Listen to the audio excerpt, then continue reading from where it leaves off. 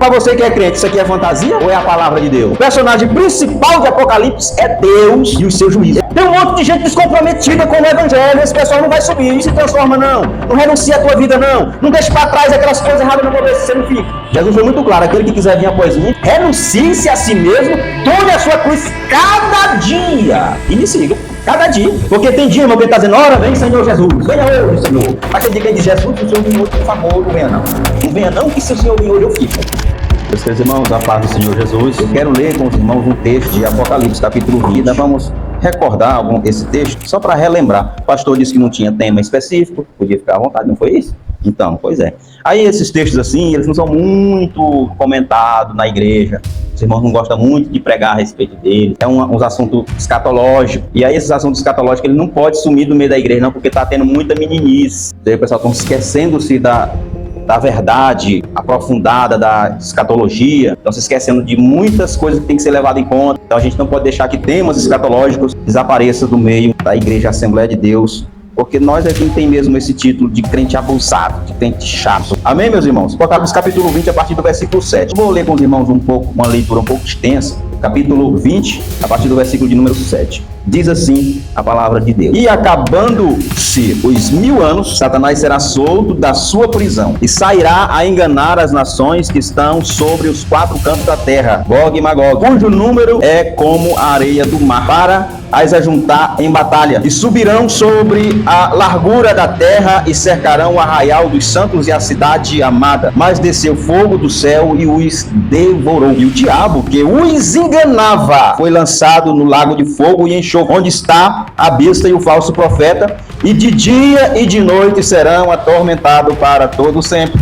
Presta bem atenção nessa última parte. E de dia e de noite serão atormentados para todo sempre. Versículo 11. E vi um grande trono branco, e o que estava sentado sobre ele, de cuja presença fugiu a terra e o céu, e não se achou lugar para eles. E vi os mortos grandes e pequenos, que estavam diante do trono, e abriram-se os livros, e abriu-se outro livro, que é o livro da vida, e os mortos foram julgados pelas coisas que estavam escritas nos livros, segundo as suas obras. E você diz amém. Até o versículo 12 temos lido. Meus irmãos, nós que temos costume de ler a Bíblia, já conhecemos esse texto, apesar que tem irmãos que não gostam de ler Apocalipse. Porque eu não entendo. Leia. O livro de Apocalipse, ele é um livro que ele mete assim, um certo medo nas pessoas. Primeiro porque é um livro completamente escatológico. Desde o primeiro versículo, onde o escritor, que é João, o apóstolo amado, escreveu ele sobre uma visão que ele teve lá na ilha de Fátima, onde Deus revelou para ele o que havia de acontecer na terra nos últimos dias. A preocupação de como seriam os últimos dias, ela foi uma preocupação que os apóstolos e os discípulos tiveram, ao ponto lá em Mateus 24, eles perguntarem a Jesus: Senhor, dize-nos quando acontecerão essas coisas e que sinal haverá na tua vida e do fim do mundo. Os apóstolos tinham um interesse muito particular em saber como ia ser os últimos dias da humanidade na terra. Mas somente a João, o Senhor revelou por completo toda a escatologia do fim. Por tantos outros volumes sagrados escritos no Antigo Testamento mostrando coisas sobre o fim dos dias, somente o escrito de João é o mais completo de todos os volumes escritos sobre os dias do fim, sobre os últimos dias, sobre a era em que as coisas vão se dissipar. O João recebeu de Deus o privilégio, a graça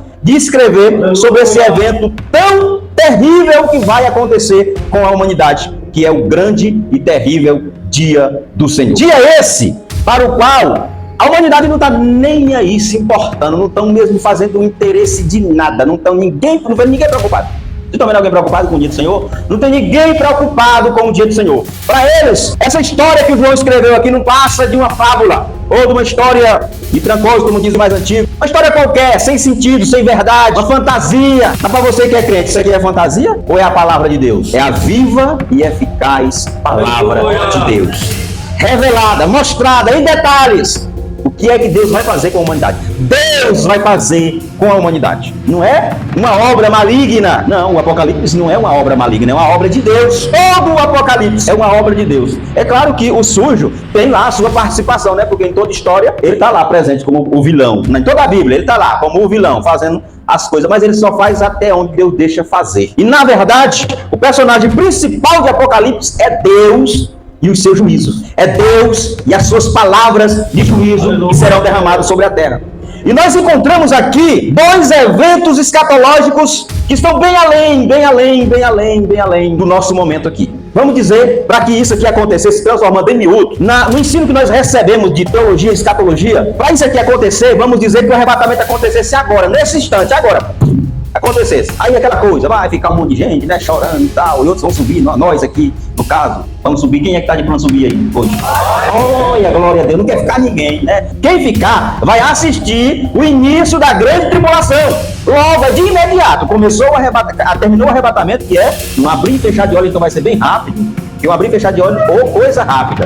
Quando acontecer, logo de imediato dá-se início ao período da grande tribulação. Esse é o método que nós aprendemos nos nossos cursos teológicos. Esse é o método que a Assembleia de Deus no Brasil, acredita e prega, baseado em todo o conteúdo extraído das Sagradas Escrituras. Ou seja, não é uma coisa que nós inventamos, está aqui. Na hora que o arrebatamento acontecer, vai se iniciar um período que a Bíblia chama, a escatologia chama de o período do anticristo. É um governo que vai se levantar na terra, que para quem está só passando timeline, só no feed de notícias ali vendo no Instagram, não está nem se importando com as coisas que está acontecendo, já está tudo muito bem preparado para que esse camarada assuma a sua posição e cumpra parte das Sagradas Escrituras logo agora, nos nossos dias, tá bom? Nós somos a única geração que já existiu, que tem capacidade de cumprir os eventos apocalípticos. Como, por exemplo, tem um texto lá em Apocalipse, nos primeiros capítulos, assim: eis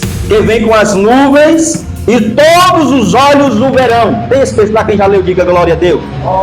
Vocês já leram, tá lá. Eis que vem com as nuvens e todos os olhos o verão. Como é que um evento acontece lá em Jerusalém e o mundo inteiro vê? Alguns anos atrás isso era impossível de acontecer. Quem foi que viu os mísseis balísticos que o Irã lançou sobre Israel há alguns meses atrás? Na timeline do seu celular, você viu aquele monte de mísseis? Acredito que o mundo inteiro viu aqui. Todo mundo viu. Quem não tem um celular hoje tem dois. Quem não tem acesso à internet do Wi-Fi de casa tem do vizinho, tem a rede de dados. Então não tem algo que sacuda o mundo inteiro e todo mundo não veja. Todo mundo assiste, consegue contemplar através da tela do celular. Agora, se um evento que move o planeta Terra aqui, produzidos pelos homens, é capaz de viralizar ao ponto do mundo inteiro ver, agora você imagina um evento sobrenatural, como vai ser a vinda de Jesus Cristo de Nazaré. A começo de conversa, quando acontecer o arrebatamento, vai ser viral as notícias de igrejas vazias. Vazias não, eu não acredito. E nem tem como acontecer de ter o arrebatamento e subir a igreja toda. Não, vai ficar um bocado de gente. Vai ficar. Porque a Bíblia diz que vai ficar. Não adianta a gente ficar aqui brincando de oba-oba, dizendo, não, irmão, a igreja vai subir todo mundo. Não vai, irmão. Tem um monte de gente descomprometida com o evangelho, esse pessoal não vai subir. Não adianta nós ficarmos querendo dizer, irmão, você creu e pronto, já dá salvo. Não se transforma, não. Não renuncia a tua vida, não. Não deixa para trás aquelas coisas erradas, não vou ver se você não fica. Jesus foi muito claro, aquele que quiser vir após mim, renuncie-se a si mesmo, tome a sua cruz cada dia e me siga, cada dia. Porque tem dia, irmão, que ele está dizendo, ora, vem Senhor Jesus, venha hoje, Senhor. Mas tem dia que ele diz, Jesus, se o Senhor vir hoje, por favor, não venha não. Não venha não, que se o Senhor vir hoje, eu fico. É assim ou não, irmão? A nossa crença, ela está assim, oscilando. Se não fosse a graça de Deus, nós já tínhamos sido mortos. Estávamos destruídos.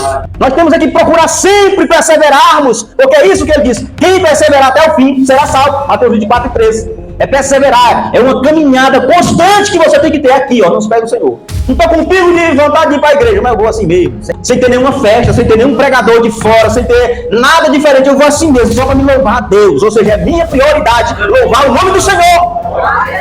Quando você prioriza Deus, você está bem mais perto de ser contado com o número daqueles que vai desaparecer aqui da terra. Esse é um dos eventos que dá início a isso aqui, ó, que eu li, o arrebatamento. Tá todo mundo esperando, mas que pouca gente tá levando a sério. Porque o arrebatamento, a mensagem não é sobre o arrebatamento, tá bom? Mas o arrebatamento, ele é uma coisa que vai ser surpresa. Então você tem que estar pronto agora, não dá para se preparar depois. Tem que estar pronto agora. É diferente do cumprimento daquele versículo que eu acabei de citar para vocês. Eis que vem com as nuvens e todo olho verá. Ali é outro evento escatológico que tem praticamente hora marcada para acontecer. 7 anos após você ir desaparecer daqui da terra. 7 anos em ponto. É o que nós aprendemos na escatologia bíblica. Depois do arrebatamento, 7 anos em ponto, acontece isso. Eis que vem com as nuvens e todo olho verá. É a segunda parte da segunda vinda de Jesus. É a vinda de Jesus física. Porque o arrebatamento, ele vem só para nós, ele nem pisa na terra, ele fica lá nos ares, nós vamos ao encontrar com ele lá. Ele nem pisa aqui na terra. Ele pisa na segunda parte da sua vida, que ele vem sobre o Monte das Oliveiras. Aí sim, o céu se rasga, ele desce. Aí sim, vai ter muito celular filmando e postando no Instagram. E você vendo. E você dizendo, ó, ele vem mesmo. É você que não é crente, mano. Não é o seu irmão não, tá? Os irmãos vão estar lá em cima. Você que não é crente, tá bom? Mas dizendo, olha, Jesus voltou mesmo. Na segunda parte da segunda vinda. Todos os olhos o verão. Através da internet. Através dos meios modernos de comunicação. De forma viral, todo mundo vai ver. Serão 7 anos de grande tribulação na Terra. Onde 2 personagens vão tomar de conta do planeta. A Bíblia chama de a besta e o falso profeta. É um governo mundial e um personagem religioso chamado falso profeta. Esses 2 camaradas vão ser os grandes nomes desses 7 anos. Eles vão estar em conjunto para cumprir esses 7 anos cabalmente. Só que é durante esses 7 anos onde Deus mais vai castigar a humanidade. É durante esses 7 anos.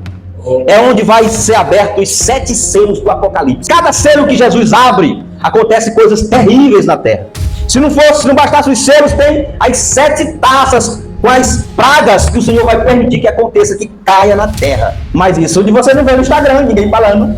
Que vai ter um julgamento físico em que as pessoas vão estar vivas vendo acontecer. E que as pessoas vão estar numa situação tão deplorável que tem um texto da Bíblia que diz que as pessoas procurarão a morte e não vão conseguir morrer durante um período. Se eu não estou enganado, pastor Barroso, é 3 meses?